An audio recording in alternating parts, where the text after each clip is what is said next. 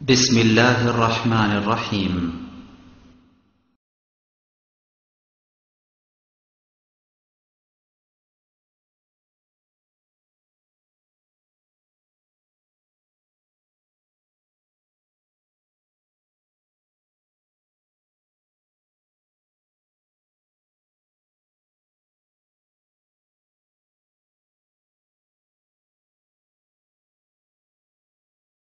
إن الحمد لله نحمده ونستعينه من يهده الله فلا مضل له ومن يضلل فلا هادي له وأشهد أن لا إله إلا الله وحده لا شريك له وأشهد أن محمدا عبده ورسوله أما بعد فإن خير الحديث كتاب الله وخير الهدى هدى محمد صلى الله عليه وسلم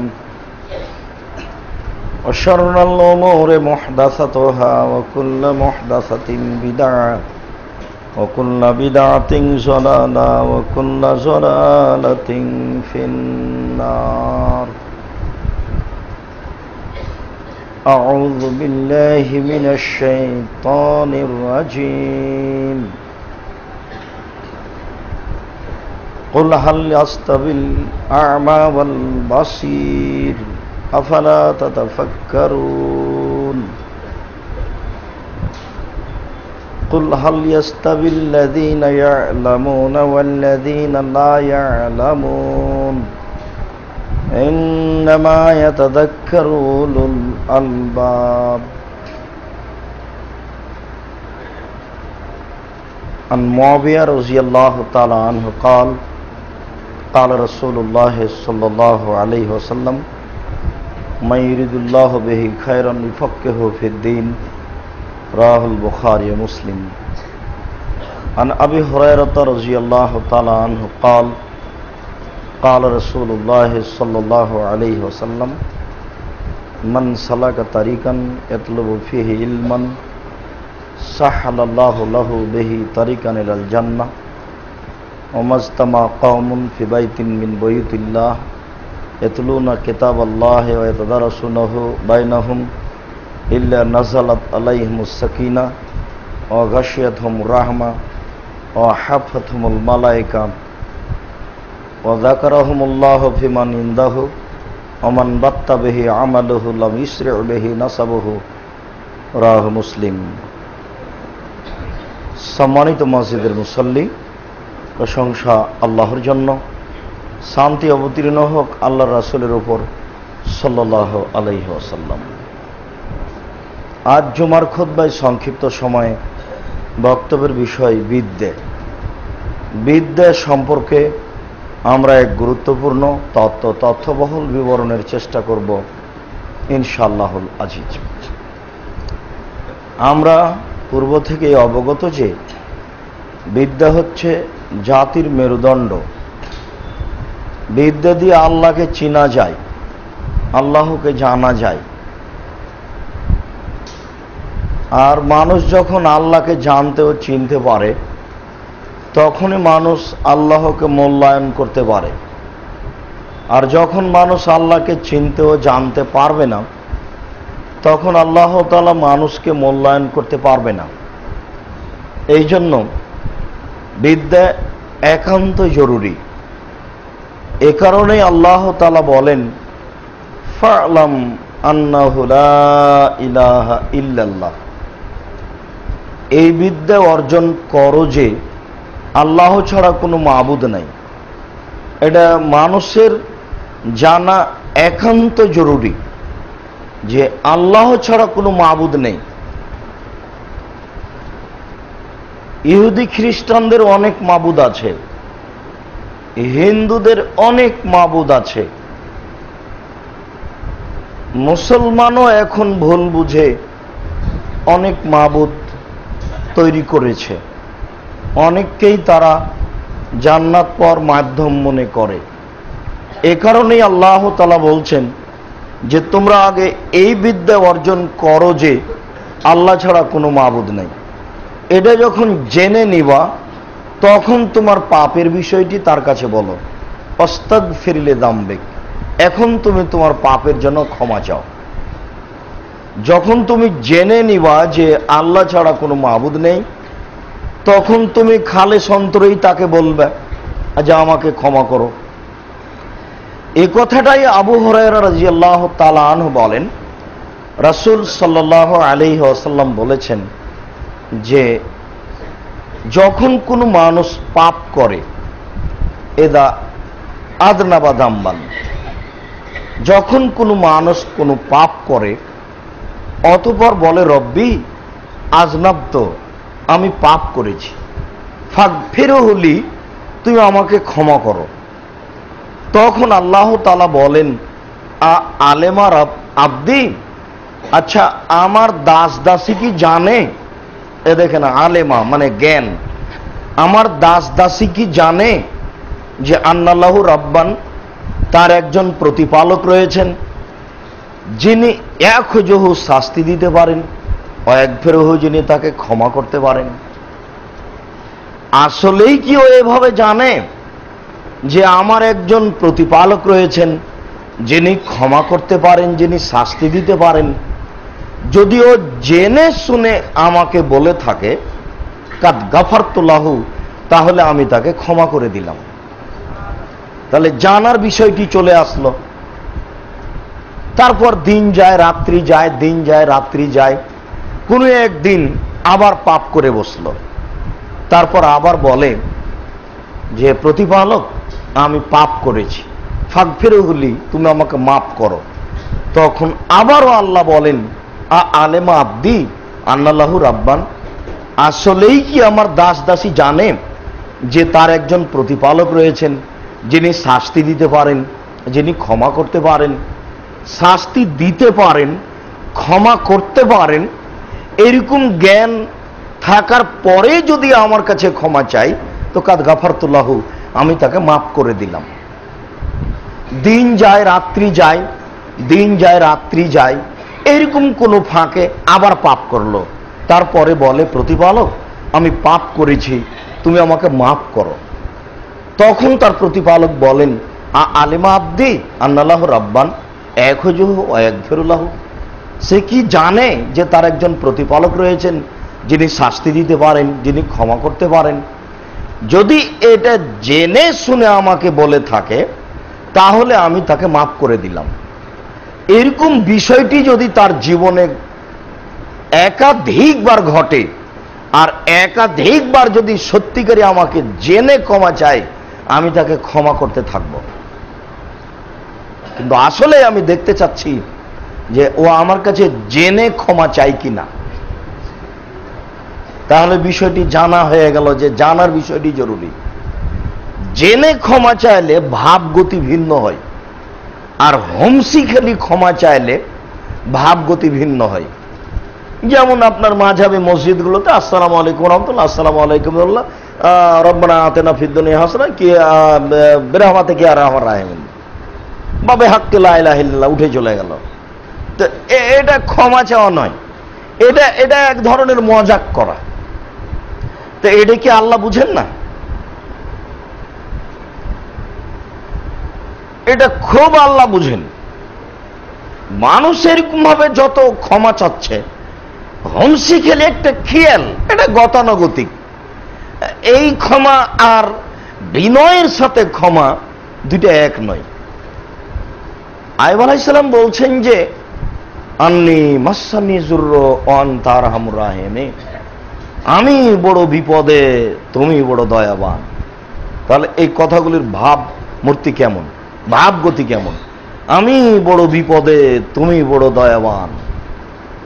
তাহলে উনি বুঝছেন যে আমি বড় বিপদে, তবে তুমিও বড় দয়াবান। যেমন জাকারিয়া আলাইহিস সালাম বলছেন যে কাদ অহানাল আজম, আমার হাড় হাড্ডি দুর্বল হয়ে গেছে, ওয়াস্তালা রাস ও সাইবা, আমার মাথার চুল পেকে গেছে। তার মানে আমি একজন বৃদ্ধ মানুষ। ও এমরাতি আকেল, আর আমার স্ত্রী বন্ধা, বাচ্চা দিতে পারে না। তবে তোমার কাছে দোয়া করে কেউ নিরাশাও হয় না।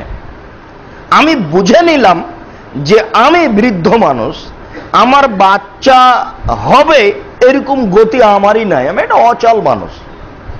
আর আমার স্ত্রী সে কাল থেকে বন্ধা, কোনোদিন বাচ্চা দিতেই পারেনি, এখন বাচ্চা দিবে, এটা আবার কি আশা করা যায় একজন বৃদ্ধা মহিলা। কিন্তু ঘটনা হলো এই যে তোমার কাছে চেয়ে যে কেউ নিরাশা হয় না, এটাও যে একটা কথা।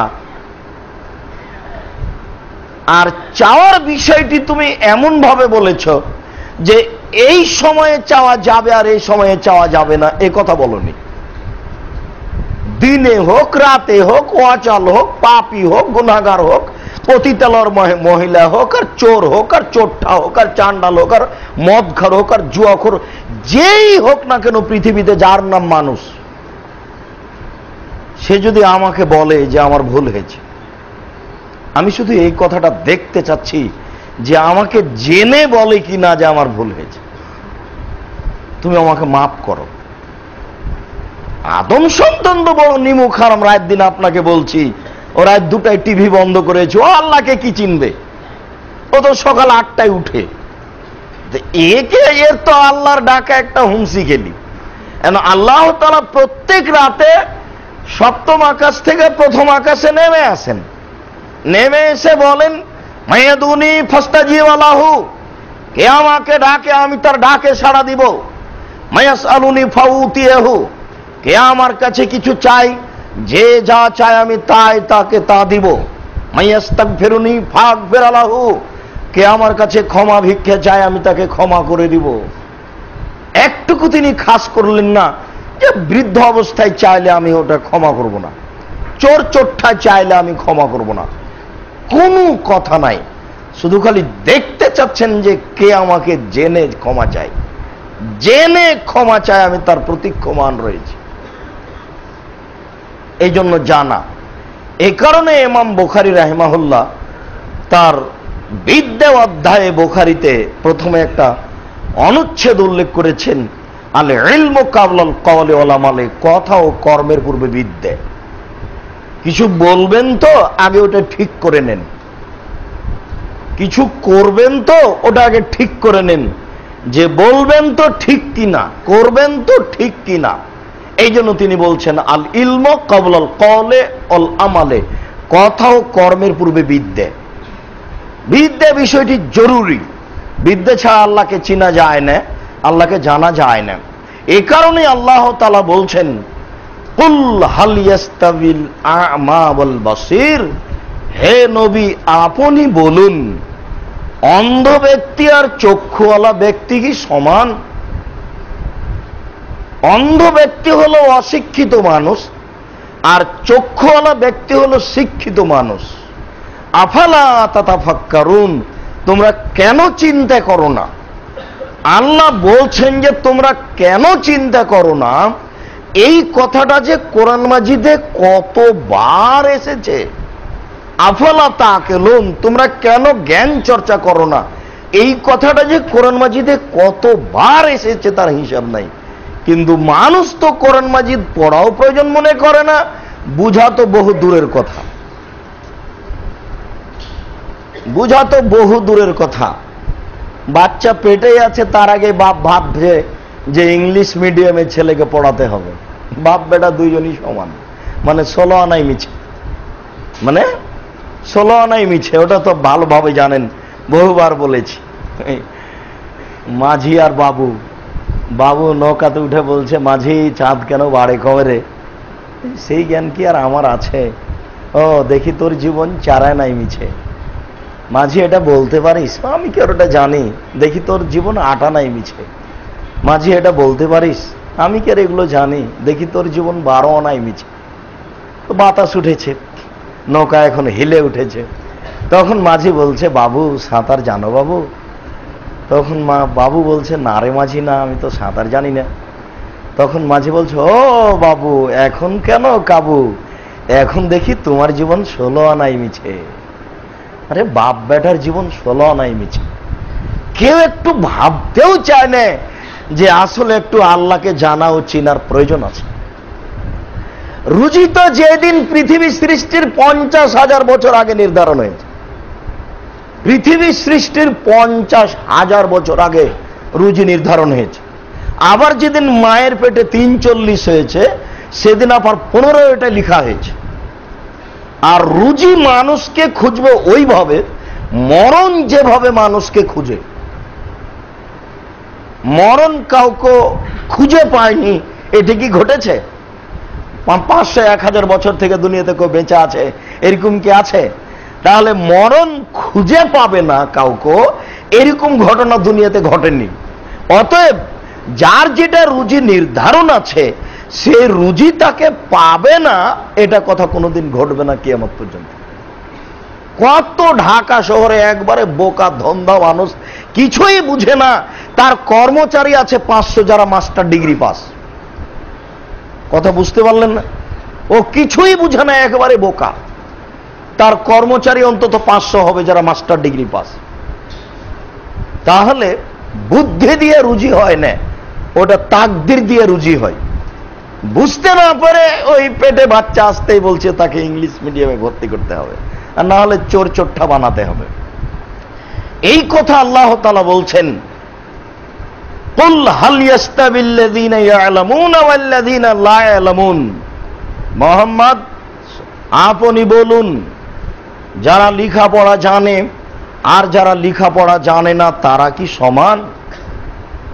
ইন্নামা ইয়াতাযাক্কারু উলুল আলবাব, নিশ্চয় উপদেশ গ্রহণ করে জ্ঞানী গুণী মানুষ। যারা জ্ঞানী গুণী মানুষ বিদ্যা চর্চা করে তারাই উপদেশ গ্রহণ করে, তাছাড়া কেউ উপদেশ গ্রহণ করবে না, এই কথা আপনি বলে দেন। আয়াত কোরআন মাজিদে আছে, কতদিন থেকে আছে? 1450 বছর থেকে আছে। আল্লাহ তাআলা বলেন, অতিলকাল আমসাল নাযরিবুহা লিন-নাস লা ইয়াকিলুহা ইল্লাল আলিমুন। কত দৃষ্টান্ত আমি পৃথিবীতে পেশ করেছি। তুদ গাছ গরু খেলে গোবর হয়, পলু পোকা খেলে রেশমি সুতা হয়, হরিণ খেলে কুস্তুরি হয়। একই পাতা 3 প্রাণী খেলে 3 রকম হয়। এটা কে করে? আমি করি। কত দৃষ্টান্ত রেখেছি। কয়েকদিন ডিমটা আপনার ওই মুরগির পেটের নিচে থাকলেই বাচ্চা হয়। কে এভাবে পৃথিবীতে মায়ের পেট থেকে বাচ্চা নিয়ে আসলো? কিভাবে এত বড় সূর্য যায় আর আসে, চন্দ্র আসে আর হারিয়ে যায়? কিভাবে পৃথিবী আছে? অনাদিকাল থেকে চলছে, কেউ কেন ভাবে না? কত দৃষ্টান্ত রেখেছি, এইগুলো জ্ঞানী গুণী ছাড়া ভাববে না। অতএব জ্ঞানী গুণীরই প্রয়োজন রয়েছে যারা আল্লাহকে চিনবে। তাই আল্লাহ তাআলা বলছেন, ইন্নামা ইয়াখশাল্লাহ মিন ইবাদিহিল উলামা, একমাত্র যারা জ্ঞানী গুণী তারাই আল্লাহকে ভয় করে। আল্লাহকে ভয় করার জন্য আল্লাহকে জানা চিনা একান্ত জরুরি। আবু হুরায়রা রাদিয়াল্লাহু তাআলা আনহু বলেন, রাসূল সাল্লাল্লাহু আলাইহি ওয়াসাল্লাম বলেছেন, লাউ তা'লামুনা মা আ'লামু, আমি যেমন আল্লাহকে জানি তোমরা যদি আল্লাহকে চিনতে, আল্লাহর কসম, আল্লাহ রাসূল বলছেন, আল্লাহর কসম, আল্লাহ রাসূল বলছেন, আল্লাহর কসম আমি যেমন আল্লাহকে চিনি তোমরা যদি আল্লাহকে চিনতে তাহলে বেশি বেশি কাঁদতে, কম কম হাসতে। তাহলে মানে ক্ষমা চাওয়ার বিষয়টি, ভীতু ভয় করার বিষয়টি নির্ভর করে জানার উপরে। জানা ছাড়া আল্লাহকে মানা যায় না, আল্লাহকে চিনা যায় না। বিদ্যা একান্ত জরুরি। ওই বিদ্যে, যেই বিদ্যা দিয়ে উপকৃত হওয়া যায়, আল্লাহকে চেনা যায়। মহান আল্লাহ বলেন, লাউ কুন্না নাসমাউ ওয়া নাকিলু মা কুন্না ফি আসহাবিস সাঈর। মানুষ যখন জাহান্নামে যাবে তখন বলবে, ওহ, যদি একটু বিদ্যা অর্জন করতাম, একটু যদি আল্লাহকে জানতাম, একটু যদি আল্লাহকে চিনতাম, তাহলে আজকে জাহান্নামের অধিবাসী হতে হতো না। তাহলে বিচারের মাঠেও ওই আপনার বৃদ্ধের বিষয়টি সে সামনে নিয়ে এসে দুঃখ করবে, একদিনও কেন আল্লাহকে চিনলাম না, একদিনও কেন আল্লাহকে জানার চেষ্টা করলাম না, একটু করলে আজকে জাহান্নামের অধিবাসী হতে হতো না। তাই আল্লাহ তাআলা বলেন, শিক্ষিত আর অশিক্ষিত মানুষের পার্থক্য দেখাতে গিয়ে, ওমা ইয়াস্তাবিল আ'মা ওয়াল বাসীর ওয়ালা যুলুমাতু ওয়ালা নূর ওয়ালা যিল্লু ওয়ালাল হারুর ওমা ইয়াস্তাবিল আহইয়া ওয়াল আমওয়াত। চারটে কথা পরস্পর আল্লাহ বলছেন। পৃথিবীবাসীর মনে রাখা ভালো হবে, ওমা ইয়াস্তাবিল আ'মা ওয়াল বাসীর, চক্ষুওয়ালা মানুষ আর অন্ধ মানুষ সমান নয়। ওয়ালা যুলুমাত ওয়ালা নূর, আলো আর অন্ধকার সমান নয়। ওয়ালা যিল্লু ওয়ালাল হারুর, ছায়ার রৌদ্র সমান নয়। ওমা ইয়াস্তাবিল আহইয়া ওয়াল আমওয়াত, মরা দেহ আর জীবিত দেহ সমান নয়। আল্লাহ তাআলা বলছেন, চক্ষুওয়ালা ব্যক্তি হলো শিক্ষিত মানুষ আর অশিক্ষিত মানুষ হলো অন্ধ মানুষ। আল্লাহ তাআলা বলেন, আলো হলো শিক্ষিত মানুষ আর অন্ধকার হলো অশিক্ষিত মানুষ। আল্লাহ তাআলা বলেন, ছায়া হলো শিক্ষিত মানুষ আর রৌদ্র হলো অশিক্ষিত মানুষ। আল্লাহ তাআলা বলেন, মরা দেহ হলো অশিক্ষিত মানুষ আর জীবিত দেহ হলো শিক্ষিত মানুষ। বলেন, মরা দেহর কি উপকার আছে? মরা দেহ কি করতে পারে? মরা দেহ কি করতে পারে? মূর্খ মানুষ মানে কিছুই করতে পারে না, শুধু অঘটন ঘটায়, শুধু মানুষকে মেরে বেড়ায়, শুধু জেনা করে বেড়ায়, শুধু তাণ্ডব ঘটিয়ে বেড়ায়, শুধু একে একে মেরে বেড়ায়, শুধু মানুষের টাকা চুরি করে বেড়ায়, শুধু লুটতরাজ করে বেড়ায়। কাজই হলো তার এটা। কেন? ও তো ভালো মন্দ বুঝে না, ও হলো পশু। বালহুমুল আযাল, পশুর চেয়েও খারাপ।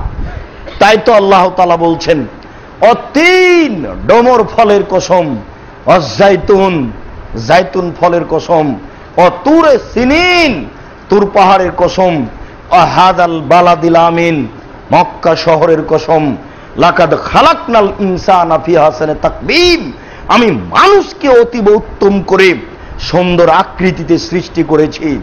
যখন মানুষ আমাকে মানেনি, সুম্মা রাদাদনাহু আসফালা সাফিলিন, তখন আমি তাকে সর্বনিম্নে উল্টা ফিরিয়েছি।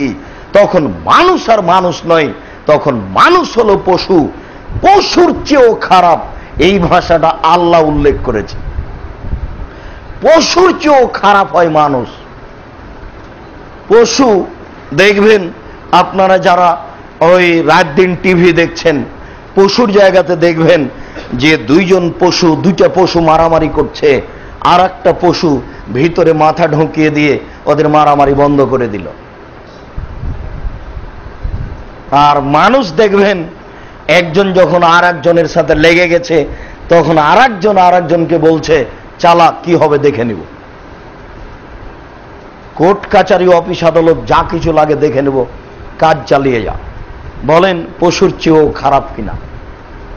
মানুষ পশুর চেয়ে অনেক অনেক অনেক গুণে খারাপ।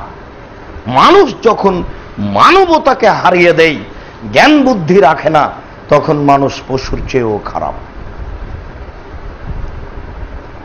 মুআবিয়া রাদিয়াল্লাহু তাআলা আনহু বলেন, রাসূল সাল্লাল্লাহু আলাইহি ওয়াসাল্লাম বলেছেন, মাইরিদুল্লাহু বিহি খায়রান ইফাক্কিহু ফিদ্দিন, আল্লাহ যাকে ইহকালে কল্যাণ দিব মনে করেন, যাকে পরকালে কল্যাণ দিব মনে করেন, যাকে ইহকালে ধনী করতে চান, যাকে পরকালে ধনী করতে চান, তাকে আল্লাহ জ্ঞান দেন, সেই হয় শিক্ষিত মানুষ। শিক্ষিত মানুষ মানে ইহকালও ধনী পরকালও ধনী। শিক্ষিত মানুষ মানে ইহকালও ভালো পরকালও ভালো। আসলে আমরা বুঝতে পারি না শিক্ষিত মানুষকে। আল্লাহ আমাদের বুঝার তৌফিক দান করুক। আল্লাহুম্মা আমিন। আল্লাহুম্মা সাল্লি আলাইহি আল্লাহুম্মা বারিক আলাইহি। আলহামদুলিল্লাহ ওয়াহদা ওয়াসসালাতু ওয়াসসালামু আলা মান লা নাবিয়্যা বাদা। আবু হুরায়রা রাদিয়াল্লাহু তাআলা আনহু বলেন, রাসূল সাল্লাল্লাহু আলাইহি ওয়াসাল্লাম বলেছেন, মান সালাকা তারিকান ইয়াতলুবু ফিহি ইলমান সাহালাল্লাহু লাহু বিহি তারিকান ইলাল জান্নাহ। কেউ যদি বিদ্যা অর্জনের জন্য পথে নেমে যায়, শিক্ষা অর্জনের জন্য বিদ্যা অর্জনের জন্য পথে নেমে যায়, তাহলে আল্লাহ তাআলা তার জন্য জান্নাতের পথ সহজ করে দিবেন। ও জান্নাতে যাবেই। বিদ্যার পথে নেমে গেলে ও জান্নাতে যাবেই। রাসূল সাল্লাল্লাহু আলাইহি সাল্লাম পরের বাক্যে বলেন, আমাজতামা কওমুন ফি বাইতিন মিন বুয়ুতিল্লাহ ইয়াতলুনা কিতাবাল্লাহি ওয়া ইয়াতাদারাসুনাহু বাইনাহুম ইল্লা নাযালাত আলাইহিমুস সাকিনাহ। মানুষ যখন কোন জায়গাতে বসে, মসজিদে অথবা যে কোনো স্থানে বসে জ্ঞান চর্চা করে, কোরআন মূলত তেলাওয়াত করে, পড়ে বুঝে জ্ঞান চর্চা করে, তখন তাদের উপরে তিনটা কাজ হয়। এক, গাশিয়াতুহুমুর রাহমা, সেই জায়গাটা রহমত দিয়ে ঘিরে দেওয়া হয়। দুই, নাজালাত আলাইহিমুস সাকিনাহ, সেখানে আল্লাহর পক্ষ থেকে নিরাপত্তা অবতীর্ণ হয়। তিন, হাফাতুহুমুল মালায়েকা, চতুর্দিকে ফেরেশতা দাঁড়িয়ে পাহারা দেন, ফেরেশতা সেই জায়গাটাকে ঘিরে নেন। এক, তাদের উপরে নিরাপত্তা অবতীর্ণ হয়। দুই, সেই জায়গাটাকে দয়া রহমত দিয়ে ঘিরে দেওয়া হয়। তিন, সেই জায়গাটাকে ফেরেশতা দিয়ে ঘিরে দেওয়া হয়।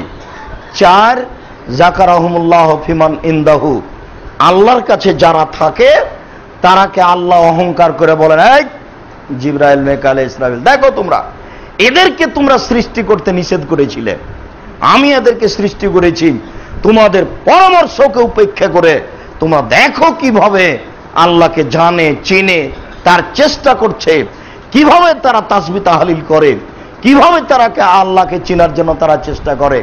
আল্লাহ তাদেরকে নিয়ে অহংকার গৌরব করেন। বলুন তো, এই ছেলে, তুমি তো নিজে গান বানাতে পারো না, নজরুলের গানও কর্জ নেওনি। নজরুলের গানটা যদি কর্জ নিতে সেটাও তো হতো। থাকবো না আর বদ্ধ ঘরে, দেখবো এবার জগৎটারে, চল চল চল ঊর্ধ্ব গগনে বাজে মা দল, তবু তো একটা হতো। অশিক্ষিত ছেলে, তুমি যে ঠাকুরের গান ক্লাসের সূচনায় এ সম্বলিত বলছো, তুমি কি জানো এই গানের মর্যাদা? এই গানে আল্লাহর মর্যাদাকে ধ্বংস করা হয়েছে, এই গানে আল্লাহর সম্মানকে ধ্বংস করা হয়েছে, এই গানে আল্লাহর মর্যাদাকে ধ্বংস করা হয়েছে। তুমি বলো এখানে তুমি কি বিদ্যা অর্জন করতে পারো? আল্লাহর সম্মানকে খাটো করে, আল্লাহর মর্যাদাকে খাটো করে তুমি জাতির কি করতে পারো? এই জন্য রাসূল সাল্লাল্লাহু আলাইহি সাল্লাম সর্বদা চারটা জিনিস থেকে পরিত্রাণ চাইতেন। সর্বদা তিনি বলতেন, আল্লাহুম্মা ইন্নী আউযু বিকা মিন ইলমিন লা ইয়ানফা, আল্লাহ আমি ওই বিদ্যা থেকে বাঁচতে চাই যে বিদ্যা উপকার করে না। তাহলে বিদ্যা এমন আছে যেটা উপকার করে না। অমিন কালবিন লা ইয়াখশা, ওই আত্মা চায় না যে আত্মা আল্লাহকে ভয় করে না। একাই থাকলে একবারে অঝোর নয়নে চোখের পানি ঝরঝর করে ঝরবে, তার মানে এই আত্মা আমি চাচ্ছি যেটা একাই হলে তোমাকে ভয় করে আর দুই চোখ দিয়ে পানি ঝরে। আমি তোমাকে, আমি একটু আমার ওই অন্তরটা দেও তো। আমি ওই অন্তর চাই না যে অন্তরে চোখে পানি আসে না। আমি নাফসিন লা তাসবা, ওই আত্মা চায় না যে আত্মা তৃপ্তি লাভ করে না। যা টাকা হয়েছে মনে বলছে আরো হোক, বারবার বলা হচ্ছে যে এই ভুলটার কারণে এই টাকাটা অর্জন হলো না। এই আত্মা তৃপ্তি লাভ করে না। 4 অমিন দাওয়াতিন লা ইস্তাজাবু লাহা, ওই দোয়া করতে চায় না যে দোয়া কবুল হয় না। এই কথাটা আল্লাহ রাসূল দিন রাত বলতেন। 4টা কথা আছে এখানে, 4টা বাক্য আছে। তার প্রথম বাক্য হচ্ছে, ওই বিদ্যা আমি অর্জন করতে চাই না যে বিদ্যা মানুষের উপকার করে না।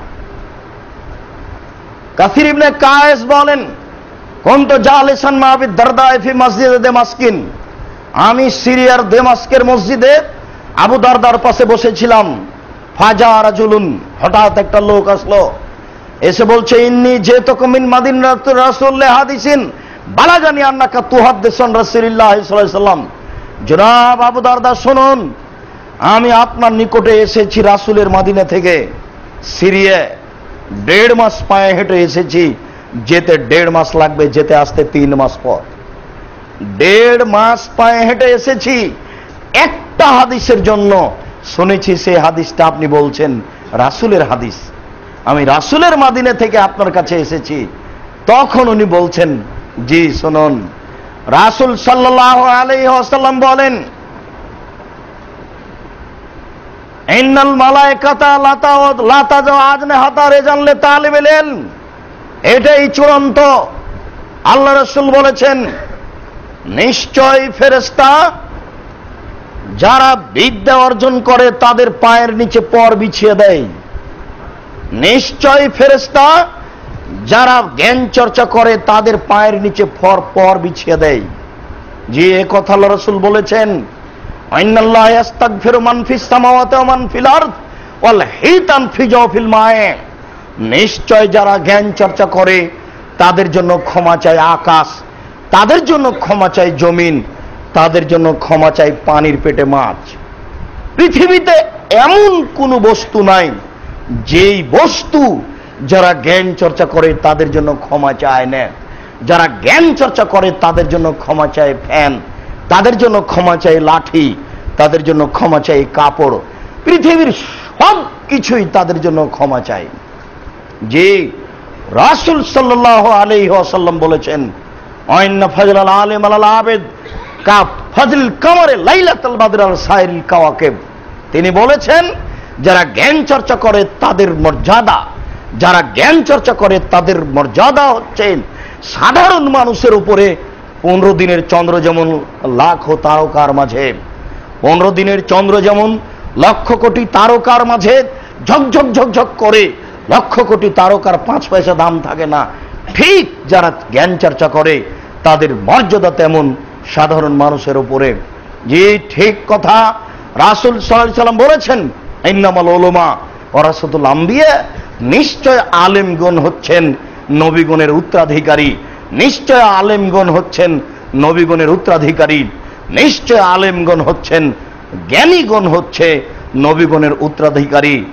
নবীগণের মর্যাদা রাখে জ্ঞানী মানুষ, নবীগণের অধিকারী রাখে জ্ঞানী মানুষ, ওই মর্যাদার পিছে পিছে যেতে পারে জ্ঞানী মানুষ।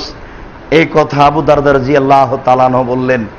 একটি হাদিস শিক্ষা করার জন্য তিনি চলে গেছেন রাসূলের মদিনা থেকে আপনার ওই সিরিয়া। আবু দারদা, একটু এই ছেলে, তুমি প্যান্ট পরে আছো টাকনুর নিচে, দাড়ি চাঁচা আছে, তোমার হাতে সিগারেট আছে, তুমিও কলেজে যাচ্ছ, বলো দেখি তোমার পায়ের নিচে ফেরেশতা পর বিছায় কিনা। তুমি ভুল বুঝেছো, এটা বিদ্যা নয়। নারী পুরুষ একাকার হয়ে মানুষ বিদ্যা অর্জন করে, এর নাম বিদ্যা নয়। তুমি ভুল বুঝেছো যুবক। তোমার বোনটা নগ্ন হয়ে ফতোয়া গায়ে দিয়ে কলেজে যায়, তুমি কি মনে করো এর পায়ে ফেরেশতা পর বিছান? এমনটা হতে পারে না, অহেতুক কথা। উমামা বাহিলী রাদিয়াল্লাহু তাআলা আনহু বলেন, রাসূল সাল্লাল্লাহু আলাইহি ওয়াসাল্লামের কাছে পেশ করা হলো 2 জন মানুষের কথা। যুকালা রাসূলুল্লাহ সাল্লাল্লাহু আলাইহি সাল্লাম রাজুলানে আহাদুহুমা আলিম ওয়াল আখার আবেদ। আল্লাহ রাসূলের সামনে বলা হলো একজন আলেম জ্ঞানী মানুষের কথা, আর একজন আবেদ দিন রাত তাসবিহ তাহলিল জিকির আজকার করে এর কথা। তখন রাসূল সাল্লাল্লাহু আলাইহি সাল্লাম বললেন, শোনো, ফাজলুল আলেম আলাল আবেদ কা ফাজলি আলা আদনাকুম, জ্ঞানী মানুষের মর্যাদা আবেদ মানুষের উপরে, যারা দিন রাত তাসবিহ তাহলিল জিকির আজকার করে তাদের উপরে, কা ফাজলি আলা আদনাকুম, আমার যেমন মর্যাদা তোমাদের ভ্যান চালক মুচি রিক্সাওয়ালার উপরে। এটা কথার কথা বললাম, ভ্যান চালক রিক্সাওয়ালা মুচি, এটা একটা কথার কথা বললাম।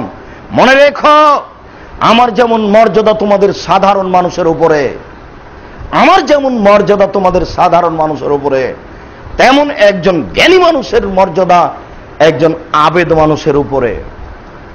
মানে দুইটার মধ্যে কোনো তুলনাই নাই। যারা জ্ঞানী মানুষ আর যারা আবেদ মানুষ, দুইটার মধ্যে তুলনা করা যাবে না। ঠিক এই তুলনা ওই তুলনার মতো যে আল্লাহ রাসূল বললেন যে কেউ সাগরে আঙ্গুল ডুবিয়ে আঙ্গুলটা উঠাবে, তারপরে দেখবে এই আঙ্গুলে কতটুকু পানি আছে। আঙ্গুলের পানি হলো দুনিয়ার সম্পদ, আর সাগরের পানি হলো জান্নাতের সম্পদ।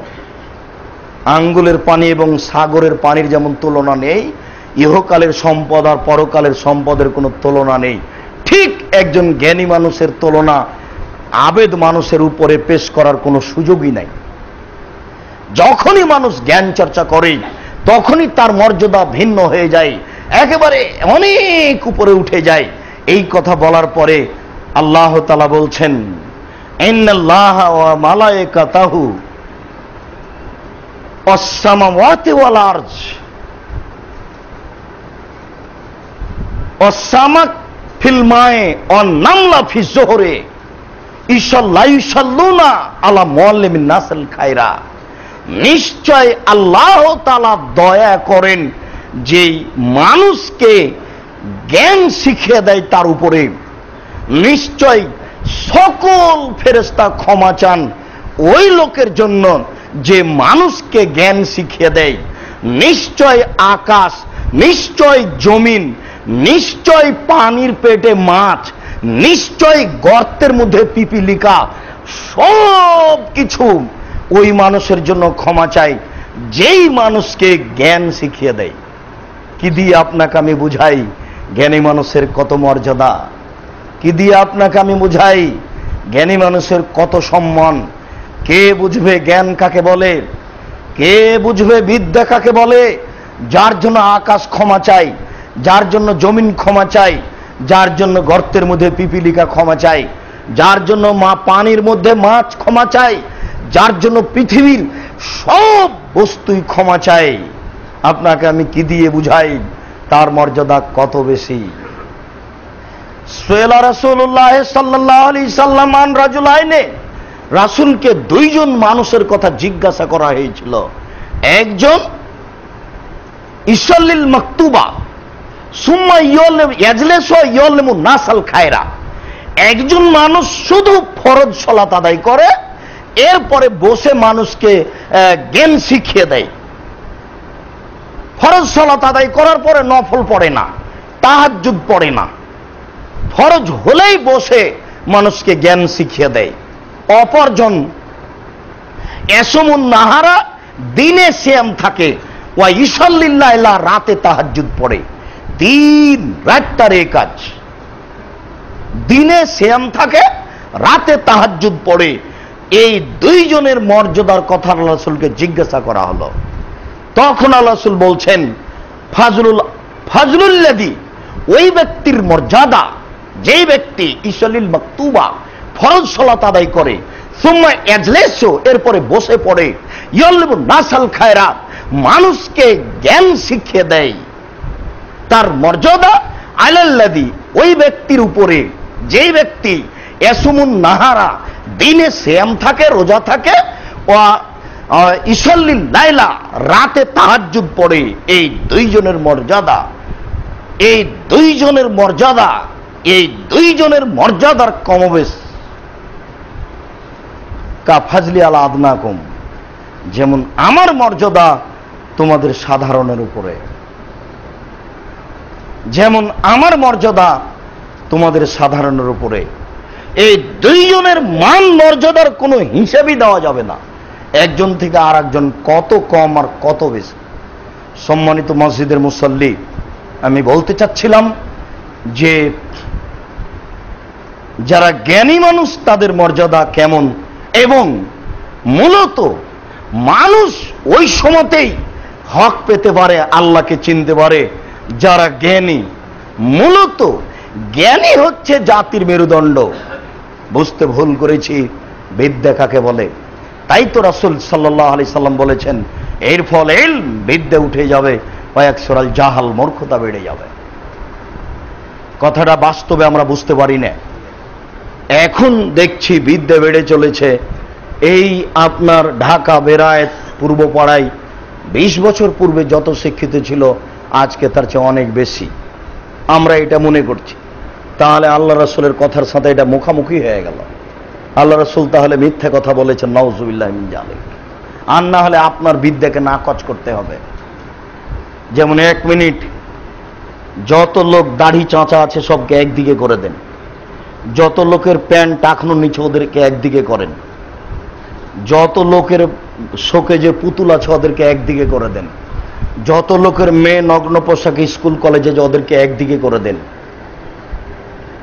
যত লোক দিন রাত দোকানে বসে আর একজনের বদনাম গীবত করে আড্ডা পিটে ওদেরকে একদিকে করে দেন, যত লোকের বাড়িতে দিন রাত বাজনা বাজছে, নগ্ন মেয়ে মোবাইলে নাচছে, টিভিতে ল্যাংটা মেয়ে নাচছে, সারা পরিবারের ল্যাংটা মেয়েকে ভোগ করছে, এদেরকে একদিকে করে দেন। এরপরে যে কয়েকজন বাকি আছে এদিকে তাদেরকে একদিকে করেন। এবার আপনার এই বেরায়েতের লোক ভাগ করে নেন যে শিক্ষিত কম না বেশি। আব্দুর রাজ্জাক সাহেব, শেষ পর্যন্ত খুঁজেই পাওয়া যাবে কিনা, কম বেশি তো দূরের কথা। জি, এটাই চূড়ান্ত, এটাই ঠিক। এই কথাই রাসূল সাল্লাল্লাহু আলাইহি সাল্লাম বললেন, ওই বিদ্যা চায় না যে বিদ্যা উপকার করে না। আল্লাহ তুমি আমাকে ওই বিদ্যা থেকে বাঁচাও যে বিদ্যা উপকার করে না। আল্লাহ তুমি আমাকে ওই বিদ্যা থেকে বাঁচাও যে বিদ্যা উপকার করে না। আল্লাহ তুমি আমাকে ওই বিদ্যা থেকে বাঁচাও যে বিদ্যা উপকার করে না। তাহলে মূলত বিদ্যা কোনটা? মূলত বিদ্যা হচ্ছে ইকরা বিস্মে রব্বিকাল্লাযী খালাক, খালাকাল ইনসানা মিন আলাক।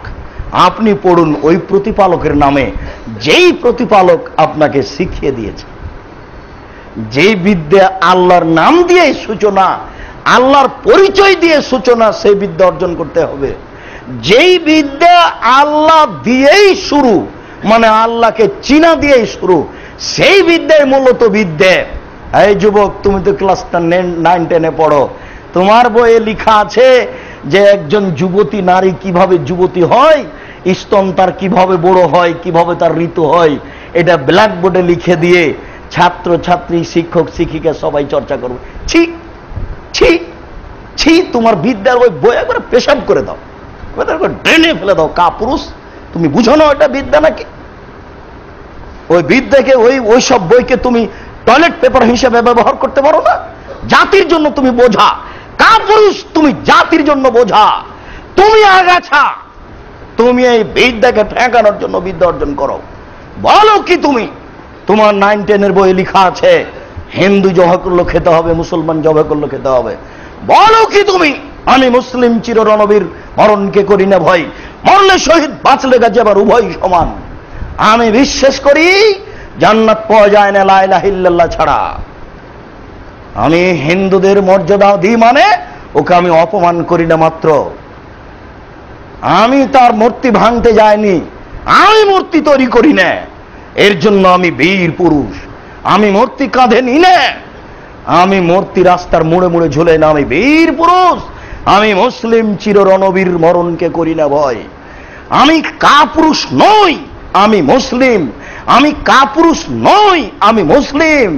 আমার নবী মুহাম্মদ সাল্লাল্লাহু আলাইহি সাল্লাম বলেছেন, ইন্নাল্লাহা হারামা, আল্লাহ তাআলা হারাম করেছেন বায়াল খামরে, নেশাদার দ্রব্য কিনা বেচা। আল্লাহ তাআলা হারাম করেছেন বায়াল মাইতাতে, মরা প্রাণী কিনা বেচা। আল্লাহ তাআলা হারাম করেছেন অল খিনজির, শুকুর শোর কিনা বেচা। আল্লাহ তাআলা হারাম করেছেন বায়াল আসনামে, পুতুল, ছবি, মূর্তি কিনা বেচা। কাপুরুষ, তুমি মুসলমান নও? ভুলে গেলে কেন নিজেকে? আমি মুসলিম চির রণবীর, মরণকে করি না ভয়। আমার বেঁচে থাকা যতটুকু মরাও ততটুকু, জেল যতটুকু, সেল ততটুকু। আমি 5 পয়সা জেলের দাম দিনে বলো কি তুমি জাতির জন্য আগাছা কাপুরুষ। তুমি বিদ্যা পরিবর্তন করো, এমন বিদ্যা অর্জন করো যে বিদ্যার মোকাবেলায় কোনো অন্যায় টিকতে পারবে না। জমিদারের ছেলে তুমি এমন বিদ্যা অর্জন করো যে বিদ্যার সামনে কোনো অন্যায় টিকতে পারবে না। জেলসুলি ফাঁসি দিয়ে তোমার বিদ্যাকে ঠেকাতে পারবে না। এই বিদ্যা তুমি অর্জন করো। আল্লাহ তুমি বড় দয়াবান, তুমি বড় রহমান, তুমি বড় ক্ষমাবান, তোমার শক্তির অভাব নেই, তুমি সর্বশক্তিমান। তোমার কাছে আমরা জুমার খুতবার শেষ অংশে বলছি, তুমি আমাদেরকে সেই বিদ্যা দাও না যে বিদ্যা দ্বারা আমরা অন্যায়ের মোকাবেলা করতে পারবো। আমার দিয়ে যদি না হয় তাহলে তুমি এমন মানুষকে দাও যেই মানুষ বিদ্যা অর্জন করার পরে এইসব অন্যায়ের মোকাবেলা করতে পারবে। তুমি আমাদের আকুল আবেদন প্রার্থনা কবুল করো, আল্লাহ আমিন। ওই বিদ্যার কথা আল্লাহ বলেছেন, আর রহমান আল্লামাল কোরআন। বিদ্যা মূলত ওটাই যে রহমান কোরআন শিখিয়ে দিলেন, আল্লামাহুল বায়ান, যেই রহমান সবকিছুর বিবরণ শিখিয়ে দিলেন। বিদ্যা মূলত কোরআন, কোরআনই মূলত বিদ্যা। তাই তো উসমান রাদিয়াল্লাহু তাআলা আনহু বলেন, খায়রুকুম মান তাআল্লামাল কোরআন আল্লামাহু, তোমাদের মধ্যে সবচেয়ে উত্তম ব্যক্তি হচ্ছে ওই যে ব্যক্তি কোরআন শিক্ষা করে এবং অপরকে শিক্ষা দেয়। অতএব খুতবার শেষে এসে যুবক তোমার সাথে পরামর্শ থাকলো, যদি তোমার বিদ্যা বুদ্ধি দিয়ে কোনোদিন মাঠে নামতে পারো তাহলে এইভাবে কাজে আসো যে স্কুলে ভর্তি হওয়ার জন্য 1 নাম্বার সাবজেক্ট হলো কোরআন। যে কোরআনে সবচেয়ে বেশি নাম্বার পাবে সেই বিশ্ববিদ্যালয়ে ভর্তি হতে পারবে, সেই ভিখারুন্নেসা স্কুলে ভর্তি হতে পারবে। এই মাপে আসতে হবে ভর্তি পরীক্ষায়। মনে রেখো, এই স্কুলে সাবজেক্ট আছে কয়েকটা, অঙ্ক, ইংরেজি, আরবি, বাংলা, কোরআন। যারা আরবি শিখিয়ে দেয় তাদের মাসিক বেতন হবে 1 লক্ষ, ইংরেজি শিক্ষকের বেতন হবে 50,000। অর্থাৎ অন্য সাবজেক্টের বেতন যা, কোরআন যিনি শিক্ষা দিচ্ছেন তার বেতন হবে তার ডবল, হতেই হবে, তার ডবল হতে হবে বেতন সব সময়। এবং প্রত্যেকটা সাবজেক্ট, যেমন অঙ্ক, এটার নাম্বার হলো 50, এটাই মূল সাবজেক্ট, কিন্তু এর সাথে থাকবে কোরআন, এটা হলো এডিশনাল সাবজেক্ট, এটার নাম্বার 100। মূল সাবজেক্ট কিন্তু অঙ্ক। কেন? ম্যাট্রিক পাস করার পরেও ভাগ করে নিয়েছে অঙ্ক, কিন্তু অঙ্কের নাম্বার হবে 50 আর কোরআনের নাম্বার হবে 100। এটা থাকবেই তার জীবনের শেষ পর্যন্ত। সব জায়গাতে ও সাবজেক্ট ভাগ করেছে ইংরেজি, তার ইংরেজির নাম্বার হবে 50 আর কোরআনের নাম্বার হবে 100। এইভাবে হবে সিলেবাস। দেখো পারো কিনা। জাতির নীতিগতি পরিবর্তন করতে হবে। আগাছা হয়ে বসবাস করার চেষ্টা করিও না। ল্যাংটা মেয়েকে দিন রাত দেখে পরকাল হারানোর চেষ্টা করিও না। এইসব অন্যায় অবিচারকে লাথি মেরে একটা সুন্দর পরিবেশ গড়ে তোলার বিদ্যা অর্জন করো। সর্বশক্তিমান আল্লাহ তাকে বলো, আল্লাহ তুমি তো পারো, আমি অন্তর পরিষ্কার করে বলছি, তুমি আমাকে কবুল করো, এই জাতির অন্যায়কে দূর করার তৌফিক দাও, আল্লাহুম্মা আমিন। আল্লাহ, আমারও খুতবার শেষে আমরা তোমার দরবারে এই আকুল আবেদন রেখে আজকের সংক্ষিপ্ত খুতবা এখানে শেষ করছি। আমাদের যারা মারা গেছে তুমি তাদের কবরের শাস্তি মাফ করো। আমরা যারা অসুস্থ তুমি তাদের আরোগ্য দান করো। আমরা যারা বেঁচে আছি তুমি তাদেরকে তোমার রাসূলের পদ্ধতি অনুযায়ী চলার তৌফিক দান করো, উপযুক্ত বিদ্যা দান করো। আল্লাহুম্মা আমিন। সাল্লাল্লাহু আলাইহি ওয়াসাল্লাম।